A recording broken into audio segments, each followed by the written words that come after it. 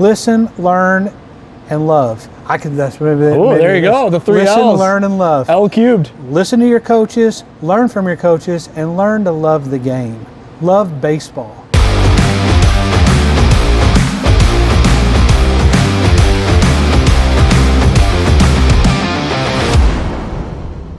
This is Complete Athlete Podcast, where you get you to your next level and in your sport and in life. That sport being baseball. It's been a while since I've said that, so it seems a little off tilter there, but I'm glad you're on here. This is Coach Josh McDonald. Yep. He's new on our staff as of when did you get on your staff?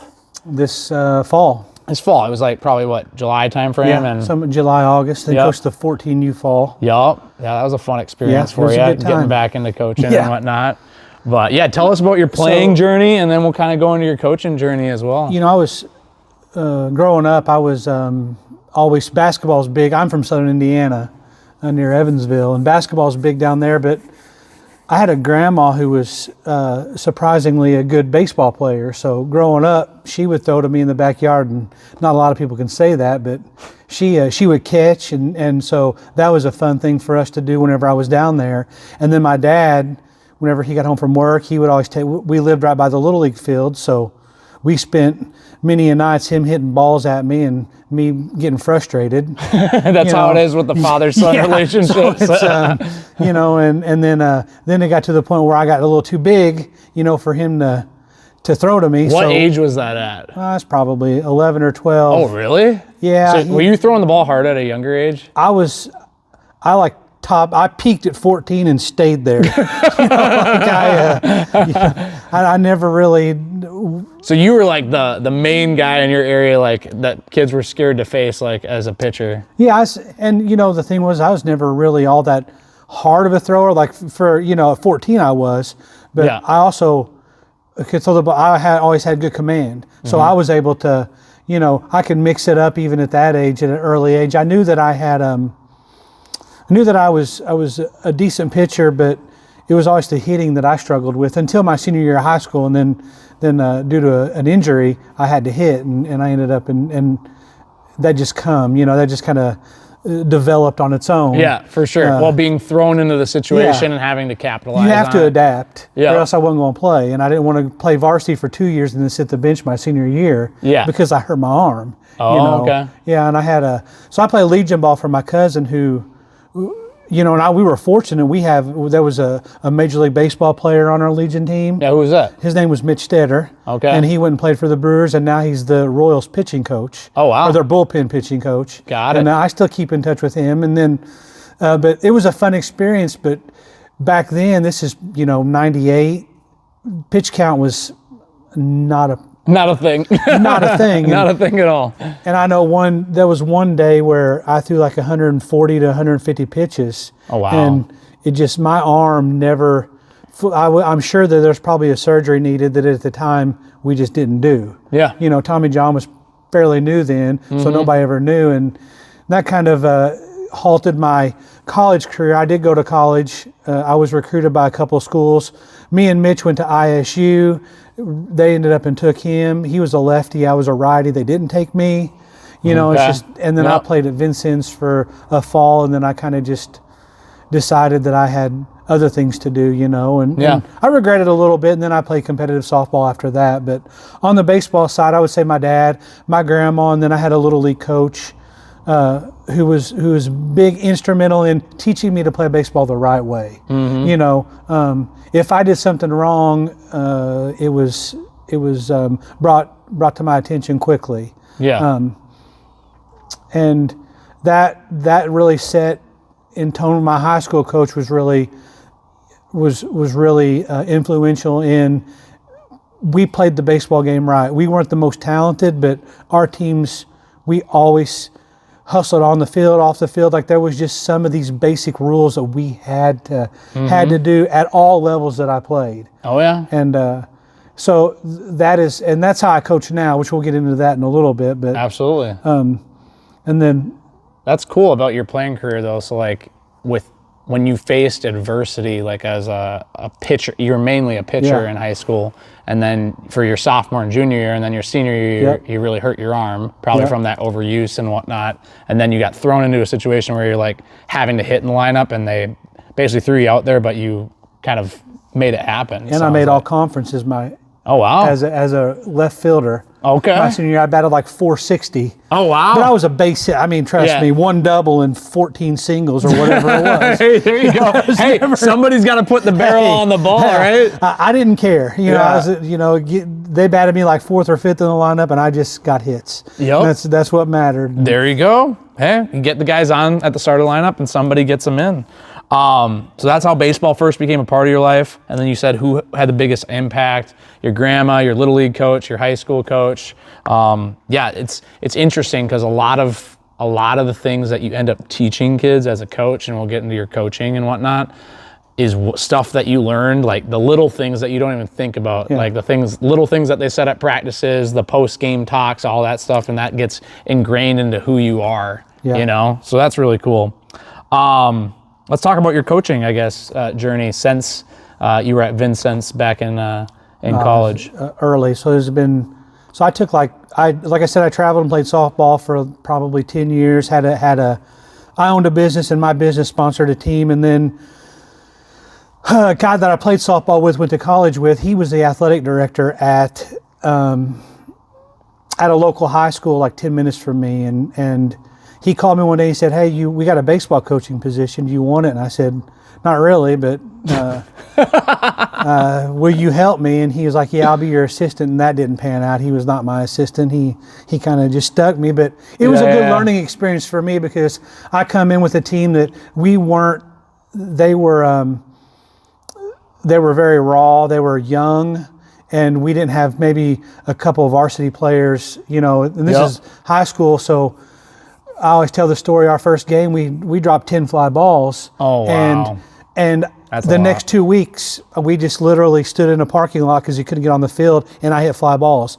My thing is we have to have just the basic things. We can throw all the ball, all the strikes and score all the runs, but if we can't simply catch a fly ball, we're in trouble, Mm-hmm. And that team progressed, and I think the last game of the year, we only had 1 error, which was phenomenal for, I think we got beat from where we started to the end. And then after that, my alma mater, Pike Central High School, they had a coaching opening, and I went there, and in that there was more talent there. And I coached there for, I believe it was 6 years total. And I coached, through, and then we had some really good, we had a 500 season in our conference, which was good. And we had a couple of 500, overall 500 seasons, which is really good, especially whenever you have limited pitching, because we're a smaller school, and, we can't throw 4 or 5 guys out there,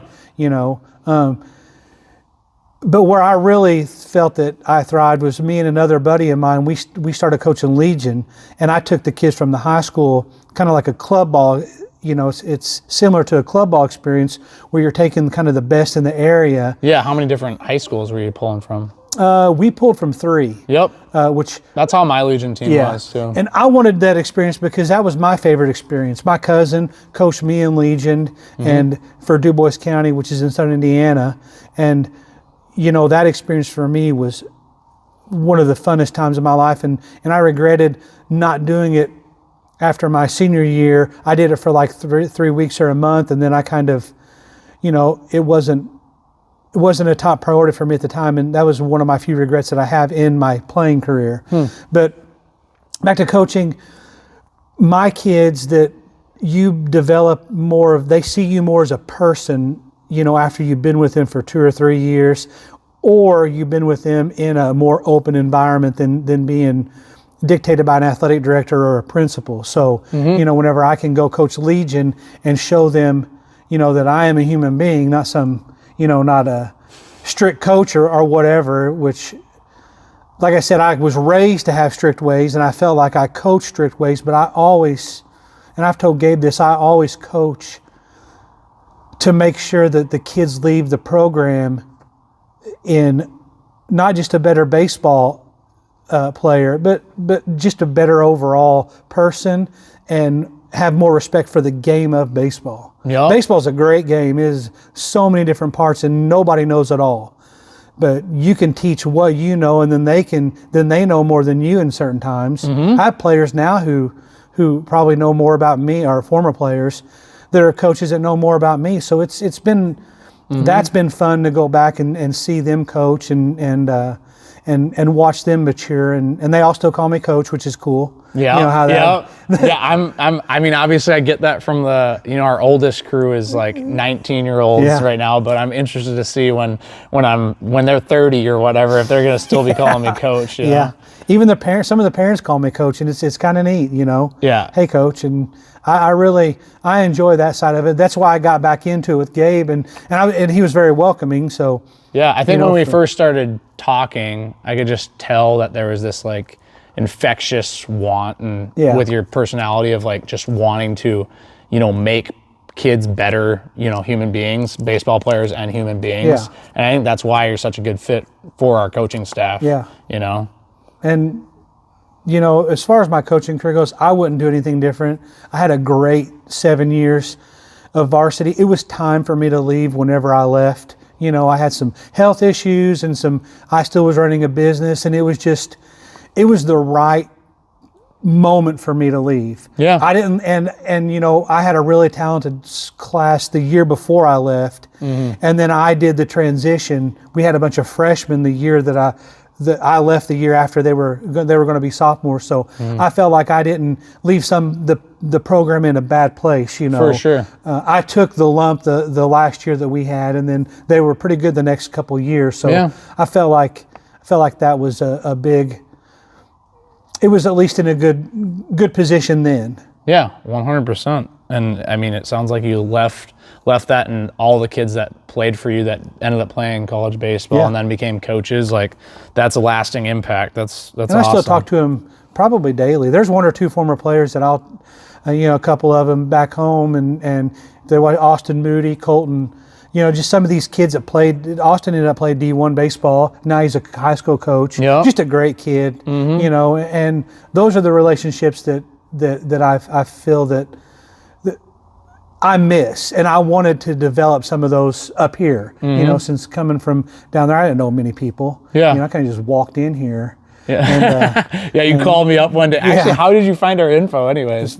Well, I found the info. One of our players I coached 10U at Soderville, and he was like, hey, there's a facility in Columbus called Complete Athlete. And then I did some little research, and I just said, all right, I'm going to call him. Yeah, that's totally I'm not shy. How you operate, he's definitely not shy. You'll hear him on the baseball field with the 14U team this spring and summer.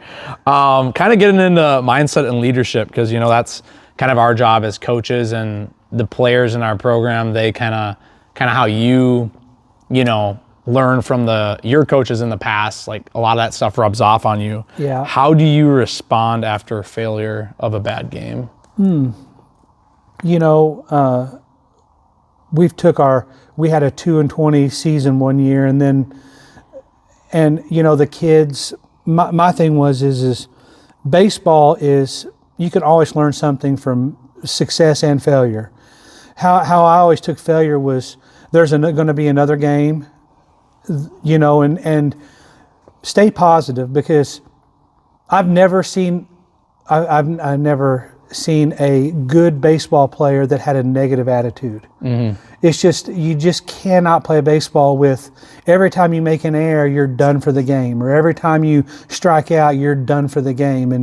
And the failure side of it needs to be, hey, there's going to be another bat, there's going to be another ball hit. It's what you do after the failure. It's the aspect you have on the game, like, okay, so I booted the ball, well, I'm going to get a hit my next at bat to make up for that. I'm going to drive in a run. I'm going to put down a key bunt. Like those little things that you can go to, like, how can I make up for that error? And the mental side of that is huge. And kids nowadays, and I've seen it on the 14U team and on my high school team, it's like they beat themselves up so much, and there just needs to be, I told Gabe this, I do 4 positives to 1 negative. And you can get on these kids. You can be hard on a kid, but you have to earn their respect. You have to earn their respect by coaching them, being a human, and also making sure that they know that you'll be there for them when they fail. Just pat them on the back, say no big deal. You know, a game's not going to be decided on one play, one error, one bad at bat. It's not going to be decided. And I say to get back to answering the failure side is just go and compete. If you just compete after failure, you'll get through it. Yeah, this is something that I'm interested to hear your thoughts on it. But the last few weeks after, just listening to different podcasts and just learning a little bit more about leadership in general and baseball, I actually don't think failure is real, because especially in baseball, because you're starting at wherever you're at skill-wise, right? Yeah. And you're slowly progressing forward, whether that's making 3 errors in a game or whatnot. Yeah. You're progressing to become a better player the next time. So failure is such like a definitive line of you're there, you're a failure, but really you aren't if you have that positive mental attitude like you're talking about, and you put in the extra work to, not make those errors in the future or not strike out and get down on yourself. Yeah, I had a kid, he was all conference his junior year. He batted, like 500 and come out of senior year and I think he started 0 for his first 20. And I said, what a horrible time to have a slump. Yeah. Now let's bat 600 the rest of the year, Yeah. And he was so frustrated, hitting line drives and just, he felt like he was letting his team down and letting me down. And I'm like, no. And, he ended up and batted over 400 for the year because he just kept with it. It finally clicked. Every hitter goes through slumps. Every fielder goes through times where they make errors. It's like I said, it's the response or not getting so down on yourself to where you don't compete. If you just have this thing. I think it's the giving up. Yeah. Is really the real failure. Yeah. It's like you fully giving up. Yeah, I'm done. Yeah. You've thrown in the towel. Yeah. And you just, me as a coach, I don't like seeing players do that. They're going to do that. It's us as coaches, we have to try to provide an environment where they can fail and it not be the end of their day or the end of the world. Yep. And I think that I've tried to always implement that in my coaching style, which is, sometimes I might be a little bit too positive, and sometimes, but I try not to be negative in a game. There's times to coach a kid, and I don't think on public display is whenever you need to do that. That's my take on it. Yep. I don't get mad when other coaches do it. It's just not the way that I coach. Yeah, 100%. You have your own way of doing things, and right. I think that's a good way to approach things. Another question. What separates athletes who keep improving from those who stall? That I think the competitiveness is probably just work ethic for sure. Probably. Would you think kids who, there are some kids that you look at and you're like, oh, hopefully he doesn't peak early. Yeah. Because when that happens, then and back to your point about the competitiveness piece, if they feel like they aren't competing with anyone, then they might just stop trying. Coming from somebody who peaked at 14, like like we were just talking about. It's trust me, I had to want to get, in high school I was throwing 78 mile an hour. But my job, and I knew most of the kids I was pitching against, my job was to get that guy out. Yeah. So as a pitcher, whether that be, I started him off with a curveball or whatever, I had to get a ground ball. Like I remember my first varsity game that I ever pitched, I was a sophomore. We played I think it was the number 6 or 7 team in Indiana. And I'm out there throwing 72, 73 mile an hour, whatever. I threw 75 pitches, struck out nobody, but I walked nobody. Yeah. And we won 3-2. I'll never forget it. Very efficient. Very efficient. Yeah, they were hitting everything I threw in there. They weren't hitting it very hard. Yeah. And so for me, it was back to that, just the competitive side. Yeah. You just stay at it. And just go out there and compete, whether you're the hitter facing off of the pitcher, correct. Win that at bat. If you're the pitcher, win that, beat that hitter, very singular focus, at that moment in time. Baseball's a game of sequences. Yeah. So and I had my high school coach broke it down like that. It's a game of sequences. So, you might have 2 or 3 really bad sequences, but then you can have 2 or 3 really good sequences. As long as you have more than the other team, you're going to be okay. Yep. So that's the way I've always looked at it, is like, I'm going to have failure, but I'm not going to get down, like we talked earlier. Not going to get down.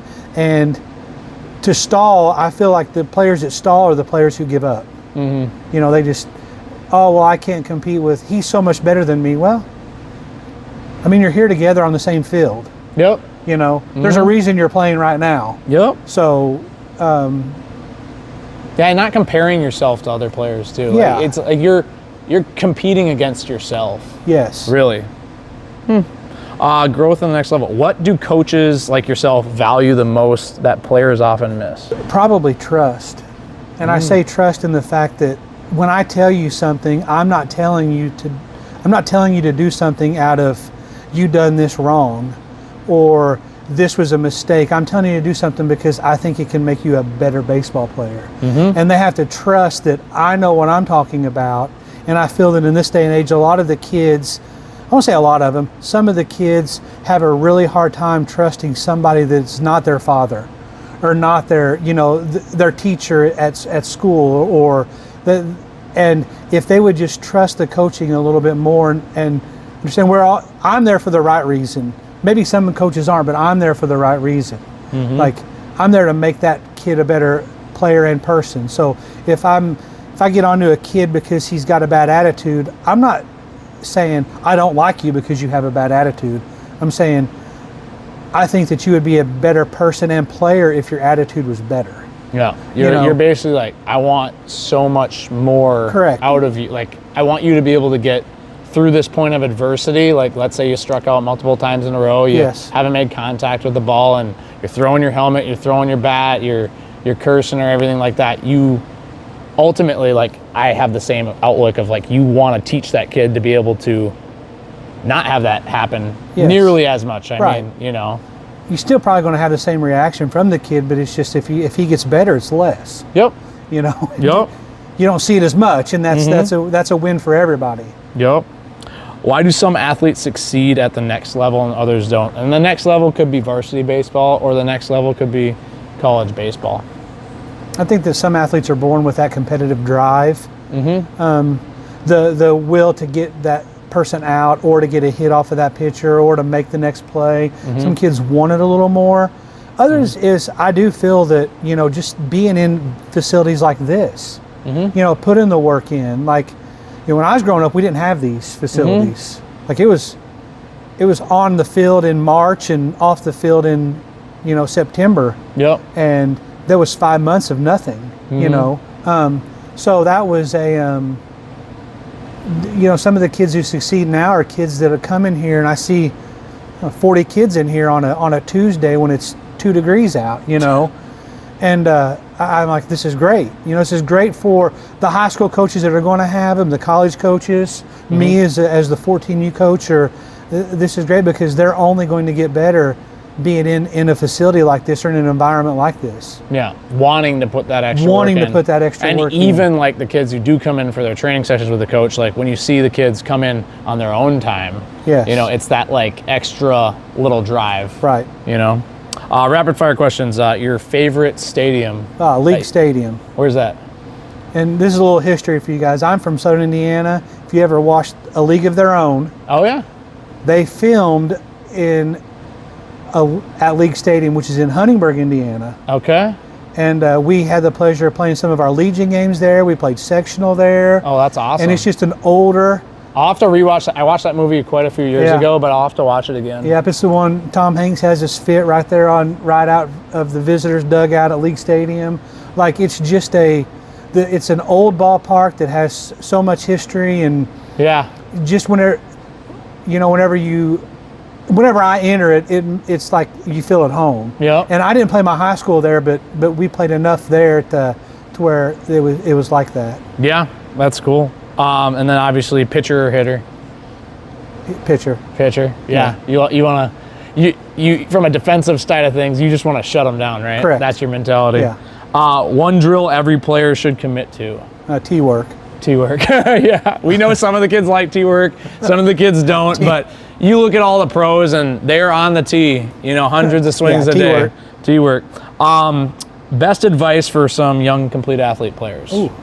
Listen, learn, and love. That's maybe there you go. The 3 Listen, L's. learn, and love. L cubed. Listen to your coaches, learn from your coaches, and learn to love the game. Love baseball.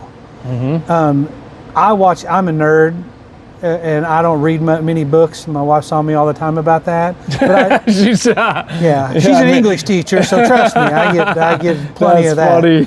And if my speech is a little off, I hear it at home too. Yeah. But I say if you can listen, you can learn, and you can love the game of baseball. Yeah. You'll be successful not just in baseball but in life. As far as the loving the game, if you're in here, you probably love the game some. But Gabe and Joey and the coaches we have here at CA, they're not here for anything but to make you better.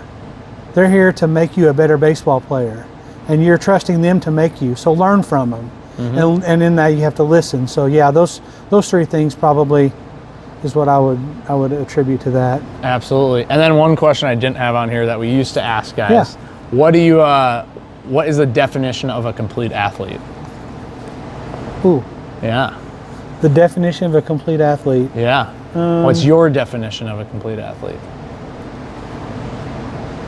Someone who has the physical abilities, but also has the mental ability as well. Yeah. So you have to have, and not scared to take risk, and also willing, like I said, put the work in. So the complete athlete would be just a well-rounded, good person that is putting the time and effort in, and also doesn't have the mental breakdowns that I see so often. That's frustrating for not just them too. It's frustrating for the person having it. But I think that if we could eliminate a lot of that in sports in general, but in baseball, then it would be a lot better off. You know, let us get mad. Yeah, 100%. We'll get on the umps when we really need to. Sometimes it's not needed when we see some other coaches do it. But we'll do it when it's actually needed. Yeah, right? let us get on to them. 100%. You don't need that on your plate. You got, as a 14, 15, 16-year-old kid, you got all kinds of other things to worry about. Yep. I think the biggest thing is just like kind of learning to respect the game.